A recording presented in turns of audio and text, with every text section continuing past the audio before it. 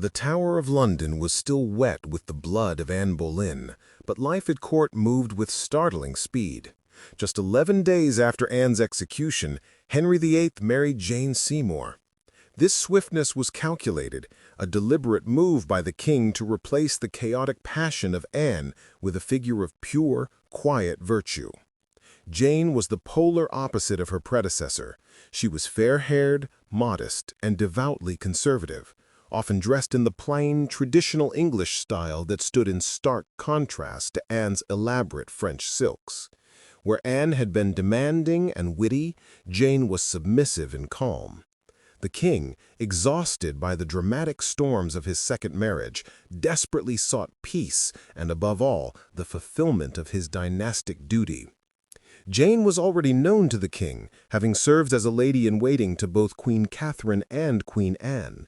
Her family, old-line conservative gentry, promoted her as the antidote to the Boleyn faction. She made it clear from the start that she intended to be a conciliator. Her immediate and most profound influence was attempting to heal the grievous wounds Henry had inflicted on his daughters. She quietly petitioned the king to restore Princess Mary, Catherine's daughter, to the line of succession in favor, an act of great courage and compassion that instantly won her the support of the conservative public. For the first time in years, the English court felt a breath of hope and stability.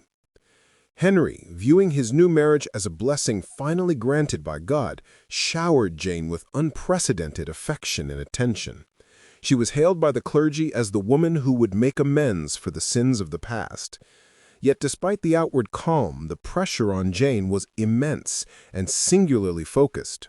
She had to succeed where two queens before her had tragically failed.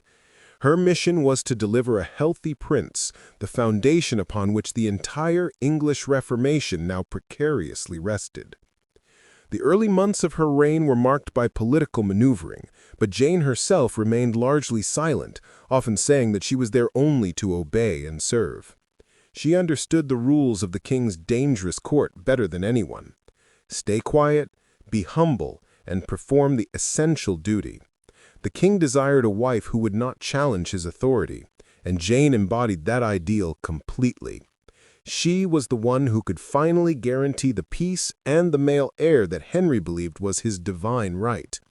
The future of the Tudor dynasty now rested not on political cunning or wit, but on the quiet fertility of the new queen. The king's greatest wish was finally granted in the summer of 1537. Queen Jane had conceived, and the entire kingdom, holding its breath for fear of another failure, plunged into tense preparation. Henry spared no expense, ordering prayers and masses across the realm. The pressure was immense. The political fate of England, which had endured 2 messy divorces and 1 brutal execution, rested entirely on the gender of this unborn child. If it was a boy, Jane would be the greatest queen England had ever known. If it was a girl, she risked sharing the tragic fate of her predecessors. On October 12, 1537, at Hampton Court Palace, the silence of the court was broken by the news that brought tears of joy to the king's eyes.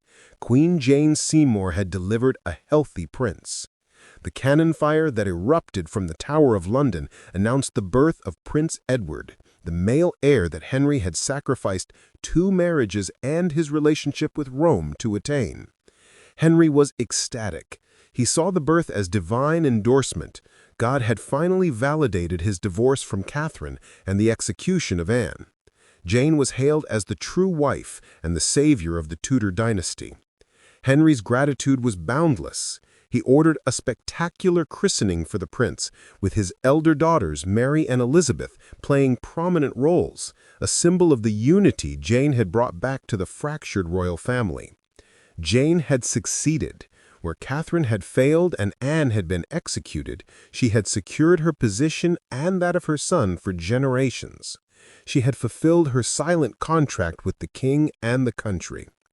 However, the joy of the prince's birth was tragically short-lived. The queen, weak from the difficult birth and a subsequent infection, rapidly declined. Just 12 days after giving Henry his heart's desire, Queen Jane Seymour died. The court was plunged from ecstatic celebration into deep, genuine mourning. Henry VIII was utterly devastated. Though he had easily discarded 2 previous wives, Jane was the one who had given him the prince, thus proving her worth and piety in his eyes. He ordered her burial with full queen's honors at Windsor Castle, declaring her his only true wife. Jane was the only one of the 6 queens to receive a queen's funeral and to be buried beside Henry VIII himself upon his death. Her triumph was complete, but tragically brief, leaving the king with a young son and a deep and unexpected grief.